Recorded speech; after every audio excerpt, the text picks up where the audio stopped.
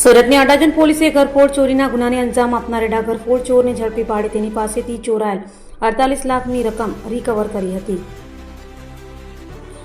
Surat police commissioner Anupamsinh Gehlot, અધિક police commissioner સહિતનાઓએ આપેલી સૂચનાને લઈ પીઆઈ એનએ ચાવડાની ટીમ પીએસઆઈ એનડી પટેલના માર્ગદર્શન હેઠળ પેટ્રોલિંગમાં હતી ત્યારે બાતમીના આધારે સહારા દરવાજા ગણનારા પાસેથી આરોપી દેવરાજ ઉર્ફે કાલુ અભિમન્યુ પાટીલને ઝડપી પાડી તેની પૂછપરછ કરતા રીઢાએ જ 48 લાખની ચોરી કરી હોવાની કબૂલાત કરતા તેની પાસેથી અડાજણ પોલીસે ચોરાયેલા 48 લાખ કબજે લઈ તેની વિરુદ્ધ કાયદેસરની કાર્યવાહી હાથ ધરી હતી.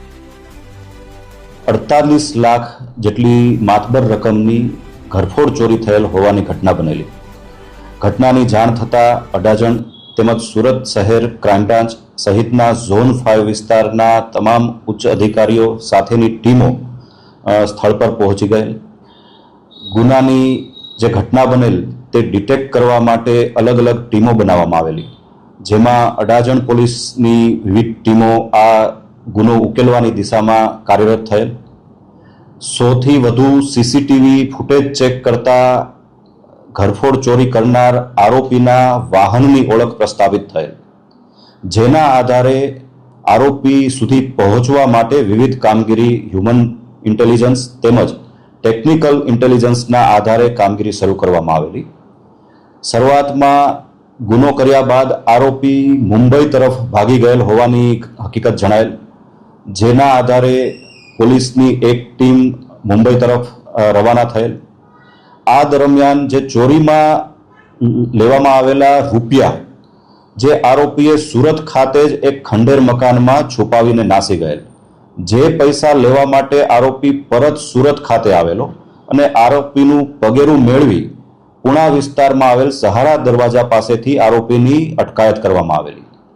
આરોપીની પ્રાથમિક પૂછપરછ દરમિયાન આરોપી પાસેથી તેની તપાસ કરતા 4 લાખ રૂપિયા જેટલી રકમ તેની પાસેથી મળી આવેલ. આ ઉપરાંત યુક્તિ પ્રયુક્તિથી તેની પૂછપરછ કરતા રાંદેર વિસ્તારમાં આવેલ એક ખંડેર મકાનમાં આરોપીએ ચોરીની રકમ છુપાવેલી હોવાની હકીકત જણાયેલ, જેથી ત્યાં તપાસ કરતા ચોરીની બેગ ઉપરાંત અન્ય કેટલાક સોના ચાંદીના દાગીના સહિતનો મુદ્દા માલ પણ મળી આવેલ છે, જે બાબતની આગળની પૂછપરછ ચાલુ છે. તારીખ 18ની રાતની જે ચોરીની ઘટના છે તેની તમામ રકમ 48 લાખ રૂપિયા રિકવર કરવામાં આવેલ છે. આ આરોપી દેવરાજ પાટીલ અગાઉ પણ 7 જેટલા ગુનાઓમાં વિવિધ પોલીસ સ્ટેશનોમાં ઘરફોડ ચોરી સહિતના ગુનાઓમાં સંડોવાયેલ હોવાનું જાણવા મળેલ છે. એ ઉપરાંત તાજેતરમાં પણ એ ક્યાં ગુનામાં સંડોવાયેલ છે તેની પૂછપરછ હાલમાં ચાલુ છે.